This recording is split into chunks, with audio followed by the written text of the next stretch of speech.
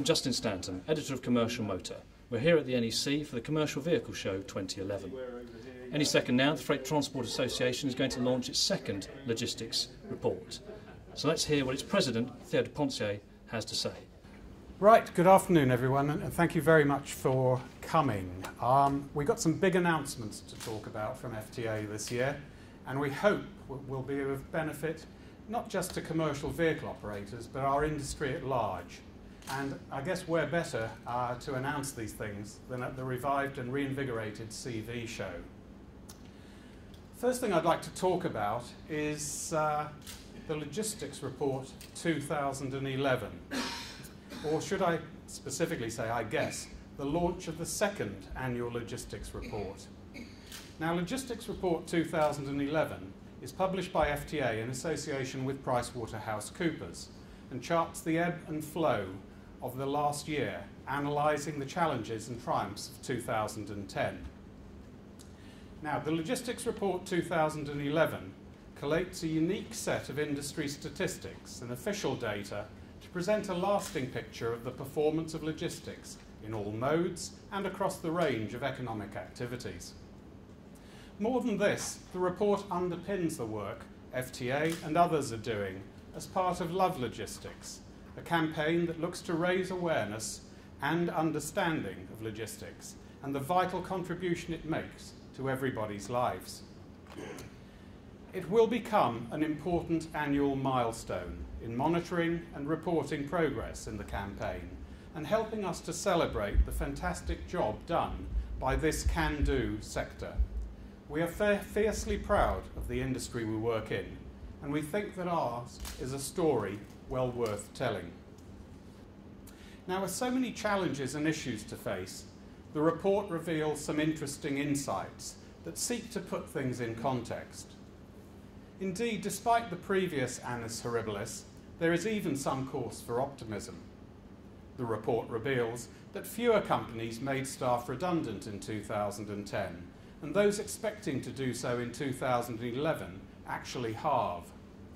On the flip side, evidence also shows that road transport operators have scaled back on investment and training, no doubt in response to the above-inflation rises which commercial vehicle operators faced in 2010. For example, the cost of bulk diesel alone rose by nearly 20% in 2010. So the $64,000 question is surely, how did the sector fare?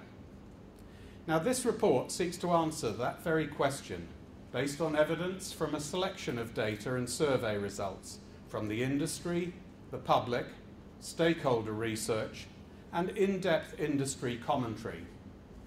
By improving the van sector's image and raising standards of safety and vehicle maintenance, Van Excellence represents an exciting and potentially enormous opportunity to radically improve public perception and ultimately road safety in the van sector.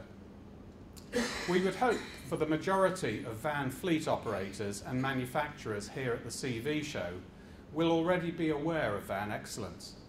It is, after all, very much their project and has been driven by the industry itself to introduce a comprehensive set of criteria with which its members must comply in order to be accredited.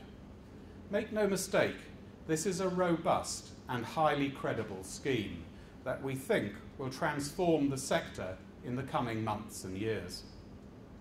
Indeed, Transport Minister Mike Penning has already expressed his support and clearly recognises that, again, in this area, industry is taking the lead.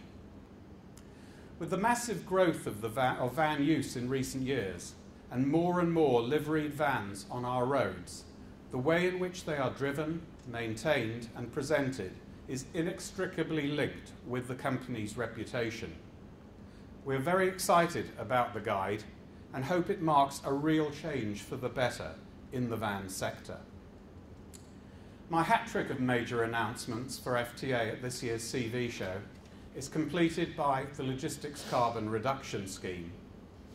Launched last year, the scheme will give companies the means to not only report and ultimately reduce their own carbon dioxide emissions, but also help build an accurate picture of the logistics sector's total carbon footprint.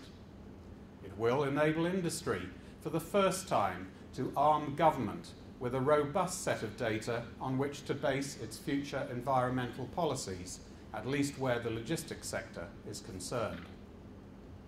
Now, I'm proud to announce today that the scheme has received the backing of, again, Transport Minister Mike Penning.